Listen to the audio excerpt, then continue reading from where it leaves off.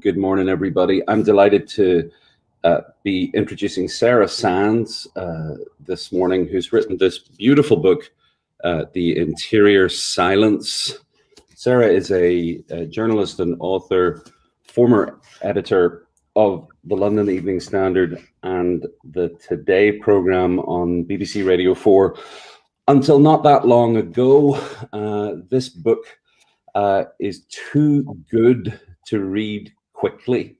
I've been reading it slowly, and it's been a joy to do that. I am delighted to welcome Sarah. And Sarah, I want to ask at the start, one of the endorsements of the book refers to you as a Patrick Leigh-Fermor for the soul. Now, people who know Patrick Leigh-Fermor's work, I would imagine their hearts will leap at that, and people who don't might need a little bit of explanation. What does that comment mean to you, and how does it describe the book? Well, it was an extremely flattering comparison. I think probably what it means is that Patrick Leigh-Fermor is known as a travel writer primarily, though he within that did this tremendously sort of heroic things during the war and so on. But he's known as an observer and a travel writer.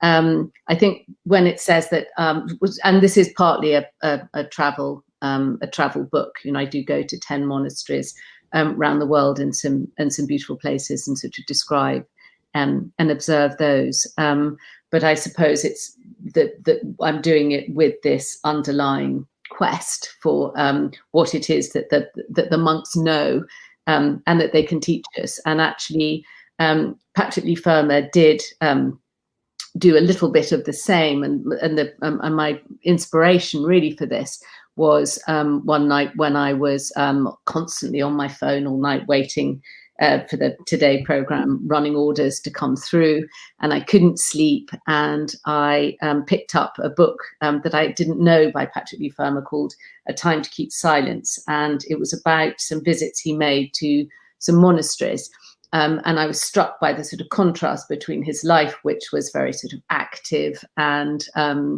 quite worldly. You know, he was happy to go and live as a shepherd, but he was also quite happy to go to a big house in Ireland, you know, for in between and stay with some, you know, rich friends. So he was a sort of interesting contrast.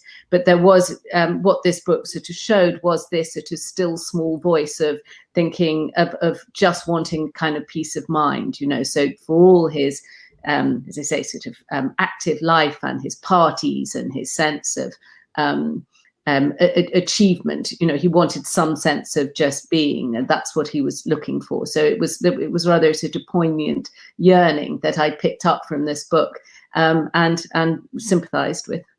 Now, that yearning, presumably that existed in you before you picked that book up. Yes, I think I probably just hadn't identified it. And so it was partly just not having time to think. And I think that is probably a modern condition. Someone did say of the book that you realize that the iPhone is a kind of religion now for us. And so I did think of it as a kind of, was there a remedy to this digital age? And I think because I was working on a news program and hadn't quite worked out a rhythm for it, so it just never ended, you know, because you're always working on, you know, this day or the next day. And I realized that I'd lost the ability really to pay much attention to other people or to listen, and certainly to read. You know, that was where I felt the sort of sadness of it. In fact, I only really, what drew me to the Patrick Leigh-Fermor book was it was very thin, you know, and but otherwise, you know, I was just looking at my phone all the time, you know, that news must be coming through, news is happening. And so I did start to think that, you know, that by concentrating on news all the time, I'd lost a sense of meaning and of just sort of what mattered, actually. You mentioned Thought for the Day as being an oasis in the middle of the news program in the morning. And I think your journey to write this book must have been an oasis in the context of your entire life. You get how long was it from when you picked up the book to when you made your first monastery visit to when you made the last visit? How long of a period did that occupy? Yes, it must have been about sort of 2 years. So I was, I left the Today program in September. So I did. So I'd already written some of the book, and I had done it in a very sort of time managed way. You know, if I did it again, I'd love to just go and just stay without an end date. Whereas I was trying to fit it in. So I was at the G20 with the Today program in Japan. So I thought, oh, I can go and, you know, visit the temples. And so it was sort of fitting it in a bit. So on one hand, it did give me the very sharp contrast. But actually, it was probably only when the pandemic came. And so I'd planned these other visits. I was very, very keen to get to Armenia, and I'm sorry that I couldn't. But it was when the plans stopped, when everyone's plans stopped last year, and in March. And then I thought, oh well, now what do I do? And then looked up really at the bottom of my garden a fragment of 13th century Cistercian wall. It's Norfolk, so you know they're everywhere. But it was, and it, you know, poor nuns live there, and I started to think about that a bit and sort of concentrate on that. And that, so I feel that sort of halfway through the book, there's a slightly different rhythm, you know, because obviously the pandemics changed everyone, I think. But particularly for me, because I was in Norfolk while still doing the program, but, you know, so I was sort of, issuing instructions, but while looking at this wall, you know, and then that was very odd to have it absolutely sort of side by side, these two lives. You tell a story about this poor guy called Abba Aronin of Constantinople, who a long time ago had a pretty terrible disease that had eaten away at his body, and the monks around him kind of improvised a solution that leads you to say both knowledge of surgery and stoicism put monks at an advantage. What does that mean, and what might it mean for us today? Well, I was interested to find out about the monasteries. I hadn't quite realized that they had been so pioneering both in surgery and in scholarship, so that the universities came out of the monasteries, and so did hospitals. And I was sort of interested because of the period, you know, that when the Prime Minister, you know, went into St. Thomas's, and thought, oh, and that was a priory sort of before. So this sense that firstly, you know, you can heal, but also, and you can learn, and that learning is forever. And I sort of excused myself a little bit for my very sort of amateur approach to all this, that I'm clearly not an ecclesiastical historian, but, you know, I'm an enthusiast, but realizing that, you know, the study is lifelong. So I think learning from that, and then I guess in the qualities that it teaches you, you know, that stoicism and resilience and sense that, you know, things will pass, and that so you know, patience is a very pandemic virtue probably, and I think a sense of just acceptance too, you know, that I think there was still a sort of shock that you know, there was a disease, we didn't know it, and we couldn't control it, and so people having to sort of adapt to all that. And I think first, you know, that the sense that actually you can work out a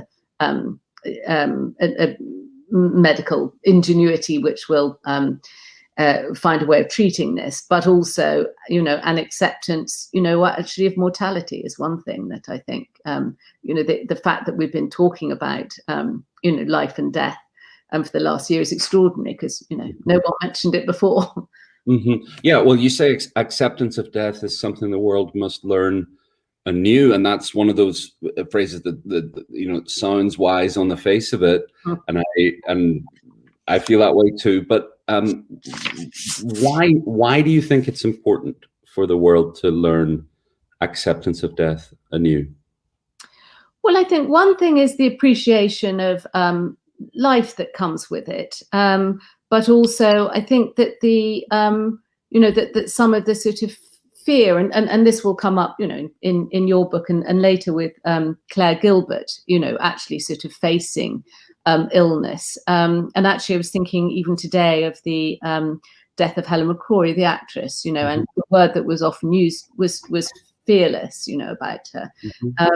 And that she said, she lived her life at 150 miles an hour. When you look back at it, think, oh, because, she knew in some way she had to. So I think that sense of the sort of, the fullness of life, but also, that both human ambition, is clearly a great thing. We're living through a time where we're talking about going to Mars and so on, but it wouldn't be bad to have a little sense of humility as well of our place in the scheme of things.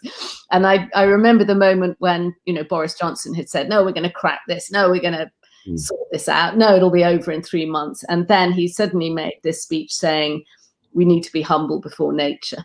And I thought that was a sort of, philosophical turning point. And again, something I guess that, we've had to learn.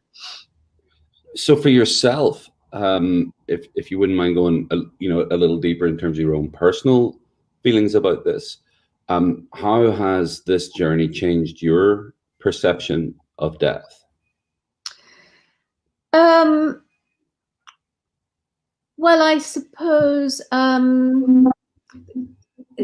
there's a quote in, I think it's from the Abbot of Rievaulx, when one of the monks were complaining that they couldn't sleep, and he said, oh, well, just imagine that you're already in the grave. It seemed a slightly severe response.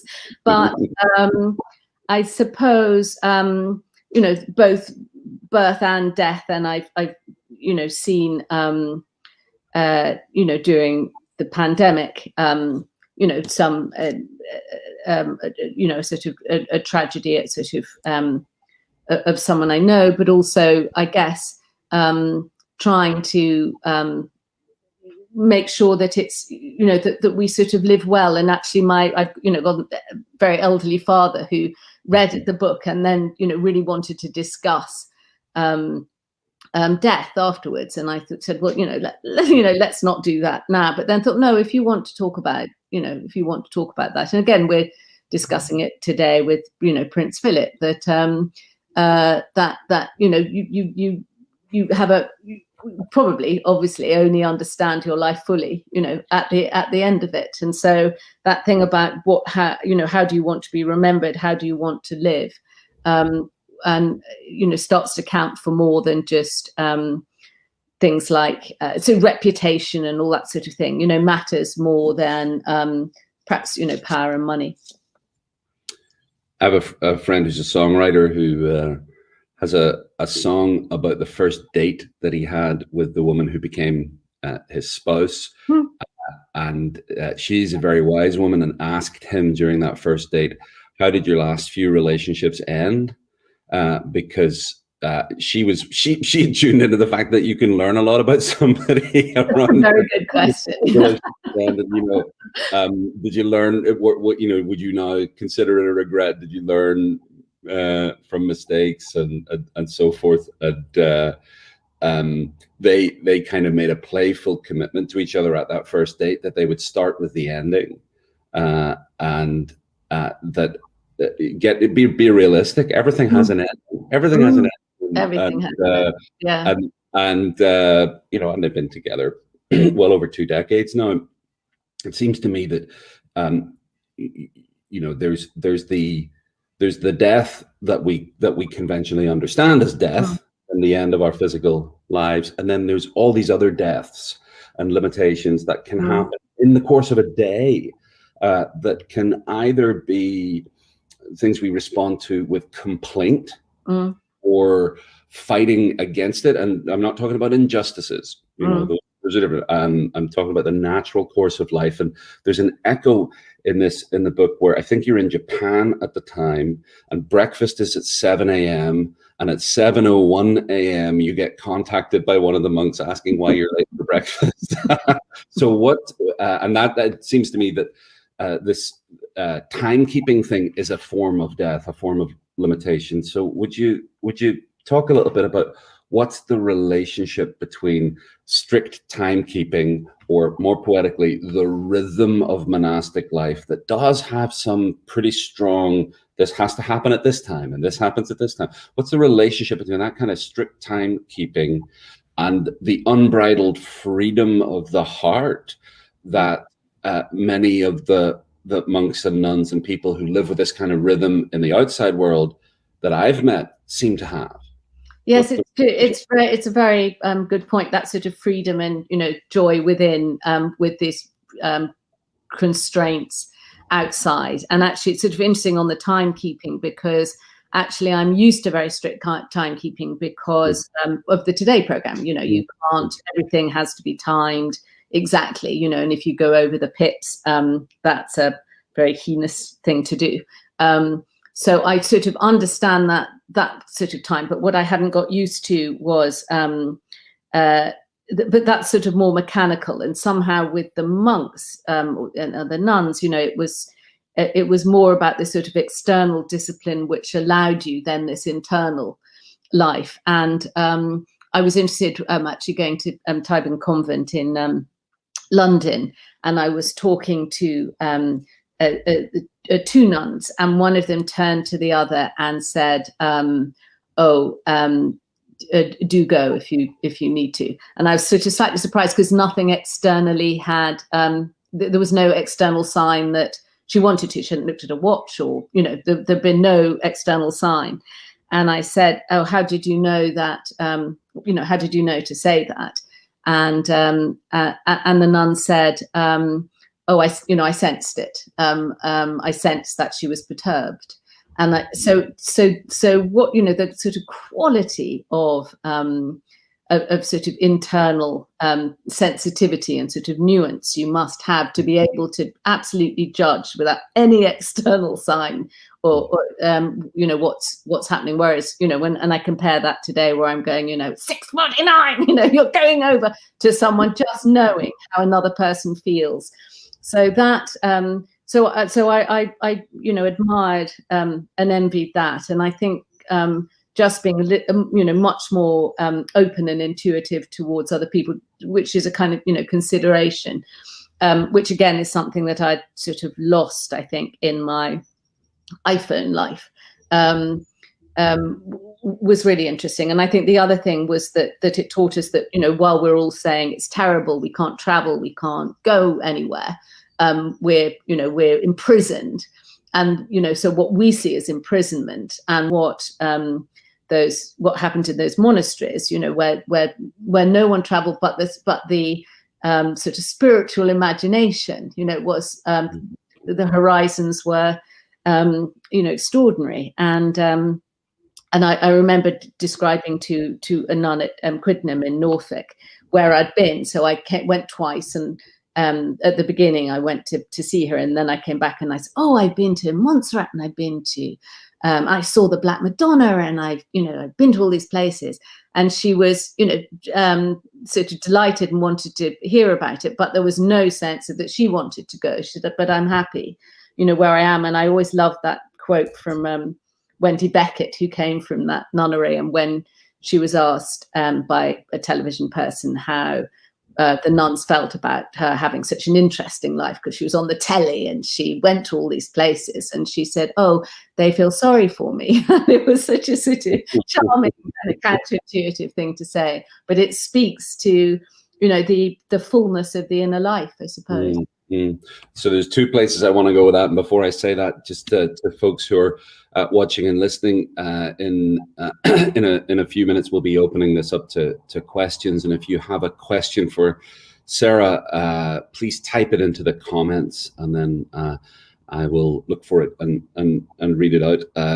I want to ask you something about the Black Madonna in Montserrat, which I've also seen, and the experience that I had stayed with me. This is 24 years ago, and what I saw was a long line of people waiting to see the Black Madonna, and maybe things have changed since then, but there was kind of a plastic case around the Black Madonna, and a little hole where you could put a hand in and touch part of the statues. Is that still the case? Yeah, that was yeah. And there were very sort of strict rules about, how much you could touch, and like you had to move past quickly, and so on and so forth. But the time we were there, they stopped the queue just before us, and the people in front of us got to go and have their experience, and then they stopped us. And a woman whose job is to clean the Black Madonna appeared in overalls with a feather duster. I'm not joking. And she was able to, put the duster right up inside and totally dusted the Black Madonna. And I realized she gets to touch more of the Black Madonna than anybody else does. And she's doing this work that, in the conventional world is understood as mundane and often looked down on or marginalized. But in the monastic world, I mean, there's so many traditions within contemplative spirituality that says this kind of mundane work is actually among the most sacred. And it spoke to me about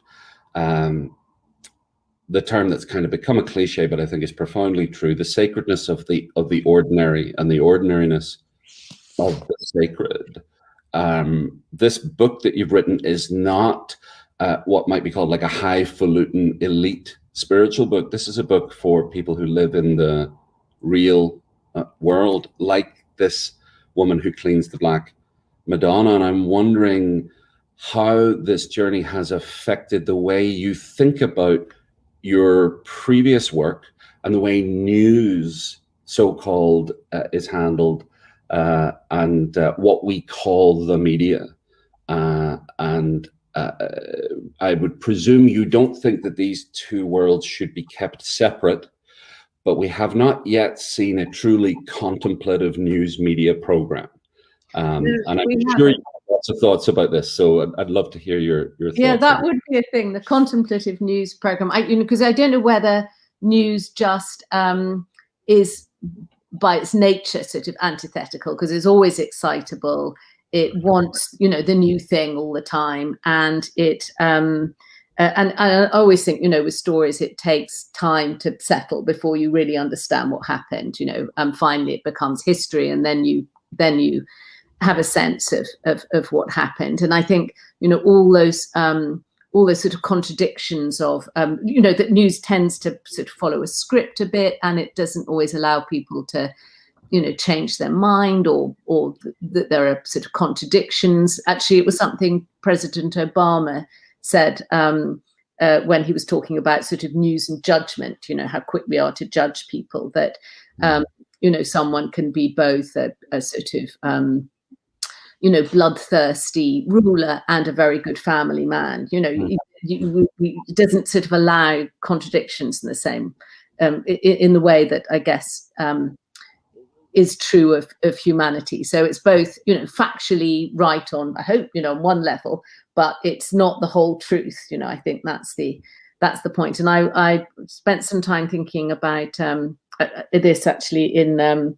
Greece. I didn't obviously get to Mount Athos because women aren't allowed, but I went to Mitaura, and I did read some of the books about the monks on Mount Athos, and there was certainly one monk who forbade the reading of newspapers, because he said it's sort of bad for the soul. And I thought, well, how can you pray when you don't know what you're praying for? Don't know what's going on. And but his answer seemed to be that all the world's sort of troubles and joys come from the same source. That it's I guess ignorance or conflict or whatever. So you're back almost to the Bible in that sense. So actually, you don't need to know everything. You kind of need to know what the root cause is. I mean, I would find that still difficult. still I listen to the Today program, and I always read the papers in the morning, but what I don't do is have a sort of incessant news feed, and I can put it away. And I do think the difference between, as I say, sort of news and truth, or news and meaning, that they're different. It's not, news isn't enough, actually, and it doesn't actually also give you a sort of fuller understanding. So I suppose that's one thing I'm really trying to read a lot more, and actually it has been really sort of freeing. I think that because I've allowed maybe a little space, because I'm not just on this terrible permanent news feed, to read, and then and so therefore have a sense of the sort of deeper truths that you can get from fiction, actually, which, and so that's been a difference, that there is in the end something that's just very limiting about news. And I do think particularly news now, as I say, because it's so tied up with judgment, makes it much more dangerous. I'm fascinated by the idea that there's a different form of judgment in the news today than there used to be. Do you think that's true?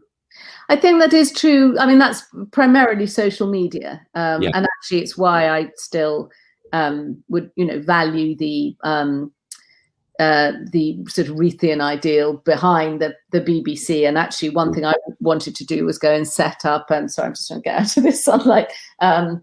My first idea was to go and try and bring back the home service broadcasting, because that was listening to some of that was so, literally it started with someone saying, "This is the news," and it was just, "This is the news from London," and then it was talk. You could hear the tuxedo. Exactly. I just want someone in a dinner jacket, probably smoking, saying this is the news.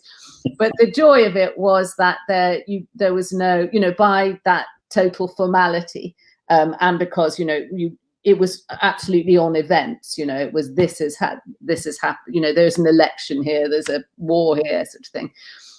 Whereas the now, for good reasons, in some way of wanting things to be more sort of informal and personality driven, but judgment comes with that. And I think, and I don't know whether it has made us all so much more judgmental, or thinking that we can know things about people that we don't. I was interested again thinking about Helen McCrory, who actually I did know slightly, and have always sort of admired as an actress, and how interesting that she kept this absolutely central truth to herself. She's a performer, she goes out there and, she did Medea, but this one thing that she kept herself, that she was dying, was, I felt, there was a sort of dignity, in that. And it just, and that's rare, because mostly, you chase everyone down. There's very little that people can have that's private. Mm-hmm.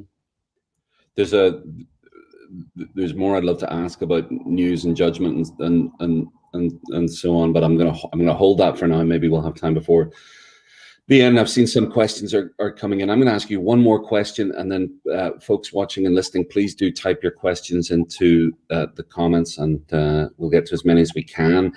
The second thing that I had wanted to ask you about, you talked about the Black Madonna. You talked earlier, I think it was probably Mother Marilla you were speaking about, who had noticed that one of her nuns was feeling perturbed or something, and then wanted to give her a chance to move on.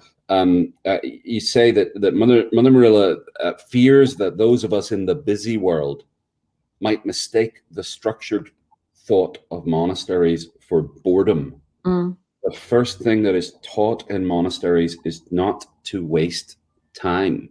And you don't mean that in monasteries they teach you, make every second count, and this is not about productivity or effectiveness. It's about growing food, running farms, tending a garden, reading books, tending to the sick, and praying throughout the day. And I guess the question I have is about that contrast, because there's plenty of people in the business world, in the media world, in the commercial world that might hear just one clause in that about not wasting time, and take completely, well, let's call it the wrong message, certainly that is not intended by the monasteries. I wonder how you have internalized this not wasting time thing as a result of this 2-year journey. I'm also wondering, as you said, you don't tune into the constant news feed these days. What has it taken for you to be able to do that? Because I know for me, that's a difficult thing. It's certainly an intention that I have often had, and it can last for a few days, and then I'm back into the feed and back into the feed. So I think those are two different kinds of questions. One is about what does it mean to not waste time? And the other question is, how have you been able to disconnect to the degree that you have? Yes, so the very good questions. And on the first, I was interested when one or two journalists who I've spoken to, from my world, from the old media world, and have said, but these people in monasteries, so basically it's just it's nice escape, isn't it? As if it's a spa or something. And I said, believe me, you wouldn't call it an escape if you were there. It's incredibly hard, and austere. And so I think there's a sort of mistaking that it's sort of some sort of relaxation. And I noticed that came up when it was said that the Archbishop of Canterbury was going on a spiritual retreat, and one of the papers said, described it as the Archbishop is skiving. And again, trying to explain that this, the intensity of sort of concentration and prayer and sort of stillness that goes with then that, there's the sort of humility of labour, but belief that, making things and that, tending the sick, all those sort of adds up to this, spiritual life. So I suppose that's that's what I've been trying to understand. And then if there's any way of trying to emulate any of that, and I wouldn't presume, because actually, what's happening in the monasteries is it's lifelong, and it's, devotional is something completely different. But I did learn a bit from in Egypt. The Copts, I think that was a word, it was something like nepsis, where you, and it's about sort of stillness in turmoil, or if not turmoil, a stillness in kind of, busyness. And I did notice that seeing, it was Archbishop Angelus, who's head of the Coptic Church in the UK. And I have seen him, in the Today studio, and I've seen him going back to his monastic roots, where the actual cell that he goes back to, and there are he does manage to keep that sort of core of stillness, and so I think it's just and it's incredibly hard to do, so I wouldn't claim in any way I can, but I have had, and some of it you need, if you're really have that spiritual life, then then you have it within, so it's always there. I still have to slightly summon something from outside, whether it's a beautiful piece of music, so I'm still slightly reliant on Beethoven or a beech tree, or a barn owl or something to, I need props and I need some help in it, but I sort of see the beauty of what that must be, to be able to experience that, and I suppose there are not, so now the disconnecting is that. And actually I do remember to say, watching a barn owl while listening to news, and being able to experience the beauty of the barn owl, which and it's, so not having that sort of rather sort of hectic ticker tape in your head, but I think the things probably that people have always done, so anything to do with nature, anything to do with with divine music. And I noticed that one of the first plays coming out when the theatres open is about Bach, and and the question of what's music for? Is it for a divine purpose, which he sort of believed it was, or is it to entertain people? But so I very much need roots, but I kind of once I'm but I certainly spend some time now just I'm very happy to sit and watch a bird on a bird feed for half an hour. Actually, bird watching is probably the nearest I get to that sort of patience and disconnect. Well, I think you certainly should add to your public bio, Sarah Sands, slightly reliant on Beethoven. Which and it occurs to me as you talk about, you mentioned birds and barn owl and so on and so forth. There's a very honorable contemplative tradition of spiritual leaders saying things like consider the lilies and look at the sparrows. So it seems to me that not that you're saying this, but for anybody who feels like, oh, I'm not fully sanctified as a contemplative yet because I still have to look at a tree in order to experience beauty. Well, that's part of what the tree's for. and perhaps if the revelations of quantum physics are anything to go by, I think the tree may also be observing you and getting something out of that as well. So some questions in the chat, and folks, please do send more in. We have another 10 minutes to go. From Heather. Sarah, how has the experience of working on this book changed your daily life? And you've already spoken to that in the round, but like I think specifically, are there differences to the way I imagine you don't have to get up as early as you used to when you were working on Today, or maybe you choose to get up that early. So what does your daily life look like that's different than before this book? Well, yeah, certainly. I left the Today program. I've sort of filled up the time. I've had various roles, paid and unpaid, which has filled up the time. But I think, firstly, for instance, I was offered a job which would have taken me back to absolutely, those hours and that rhythm. And it was it was within Downing Street, and it would have meant absolutely, clamped to your phone day and night. And I just thought it was a sort of step backwards. So I kind of know what doesn't feel right now.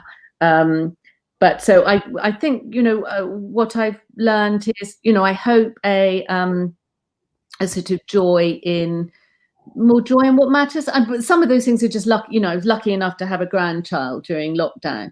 And so that's been, that's a total miracle to me. But I guess it's, that I feel a slight distance from when I get those frantic calls, often still from the Today program producers going, I just really don't know, how can we do that? And I sort of just think, it's all right, it doesn't matter, it'll pass, don't worry. So I think just that a greater sense of joy, I think, is what I have. And I want to be sure that I heard you right. You're saying you still get calls from former colleagues? I do. Well, because they kind of assume I'm on the same rhythm of, right. And you might have become kind of Mother Superior or a pastor to. Oh no, I wish. No, it's certainly not asking. No one's asked me for spiritual guidance. And in fact, one person who knew me, who reviewed the book and said, it was quite hard to keep a straight face of thinking of someone, of knowing me as I say, so sort of, worldly and gossipy and tied to the media. But I would say it was sincere, that book. A question from Carol: which monastic characteristic have you absorbed most into your personal rule of life? Do you consider yourself to have a rule of life? What I've tried to do is, this simple outward one. So being, like tidiness. I don't know if that actually. Okay. Yeah.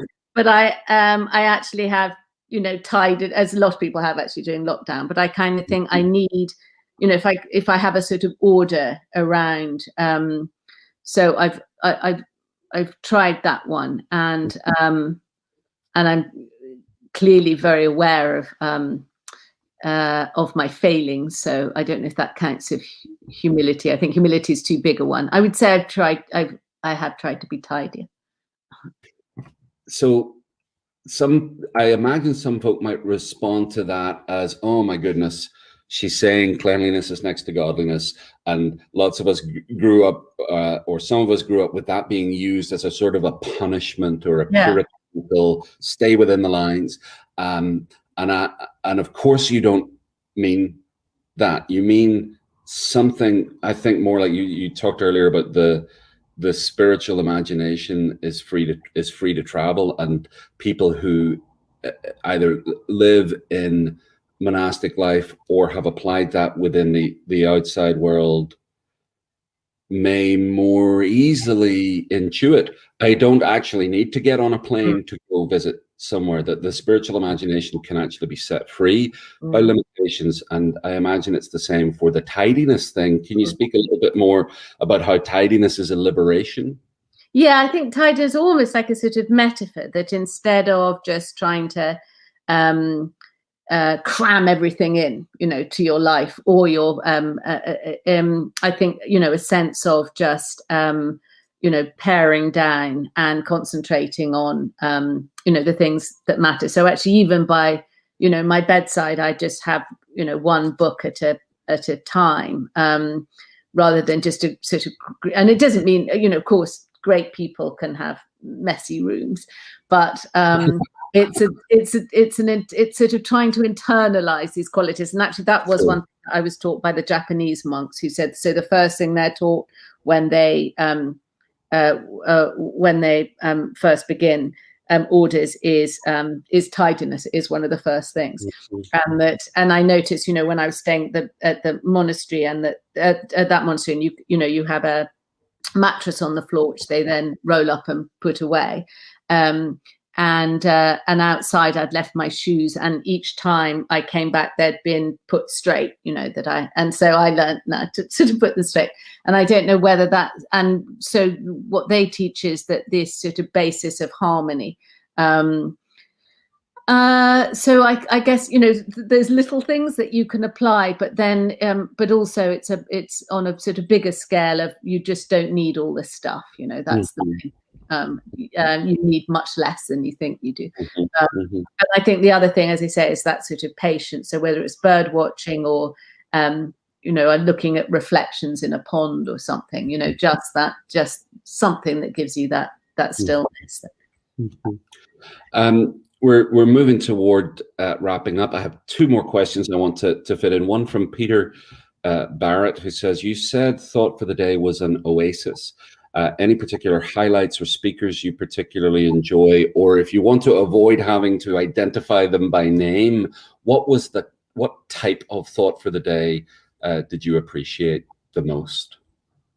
It's interesting question, because thought for the day, itself, of course, is a very odd, anomalous thing. You're in the middle of a news program. When I arrived, I just, well, hang on, then give it to Newsnight. Why can't they have it? And it just didn't make sense. And then, and the other thing is that you're taught constitutionally not to listen to it, because it's its own thing, so you can't have any say in it, and the presenters aren't meant to respond to it in any way. And actually, one thing happened during the pandemic was someone was doing thought for the day, and they talked about their father's funeral, and it was rather sort of raw and moving. And then afterwards, the presenters said, the time is whatever, and some listeners said, but why does no one react to it? You've been talking about something very sort of personal and profound. And I think I sort of don't mind that, because, it is like it's a sort of mini sermon. I guess, as with sermons, if something's sort of profound, then it, or has that resonance. And I know that there are some of the sort of rules of thought for the day, which I rather resisted, not that I had any say in it, but I kind of thought, if you've always got to make it like topical or relevant, back to my monk of Mount Athos, You know, sometimes that'll work, but sometimes if it's in the newspapers today, you know, it says that a caterpillar cake is being challenged by for copyright. So, you know, in what way is faith like a capital? You know, and so that's an absurd example. But you know, when you have to sort of link it. Whereas, so I guess the ones, you know, that sort of saw, and there were some, and I took the pandemic in some ways, you know, where people were talking about some of the experiences in ICU of whether that was sort of hallucination. It was someone who'd said, that was right, it was someone who'd said that they thought they'd seen God, and that was a thought for the day, you know, on that theme. And it was marvelously profound. And actually, when I went to Egypt, with Frank Gardner, who's security correspondent, and we did something about the Coptic tradition of forgiveness, which sometimes seems, you know, beyond endurance. For, you know, terrible things have happened, but you continue to forgive. And then I think it was Lucy Winkett did the thought for the day on forgiveness in that sense. So, you know, that was a memorable one. Jonathan Sachs, or you know, so there's some marvelous thought for the day. So I think it's that one where, you know, you get that great sort of rumble of, you know, of the church speaking, or, you know, whatever your faith is, rather than trying too much to make it kind of, you know, topical of the day. Well, lest we get a phone call from a Japanese abbot telling us that we're late, we are at time. We're actually 1 minute past time, but I'd like to ask you in 30 seconds to respond to this, and that's perhaps counterintuitive, because it sounds like a rush, but it's also, let's treat it as the keeping things within the lines of strict timekeeping. Last question from Christine. What guidance would you give to your new grandchild as they grow up in this frenetic world? Oh, gosh, it's just, you know, to trust, I think. Yeah, because, you know, the idea, particularly of the pandemic, of people feeling sort of isolated or protected. I just think, you know, trust in life and trust in love. I think that I would say. Thank you, Sarah. Thank you so much for sharing this time with us this morning, for doing the contemplative and the physical work that led to this beautiful book, The Interior Silence, which I hope everybody watching today will get a copy of, because it is a rewarding and rich, meaningful experience to be reading it, and to be reading it slowly.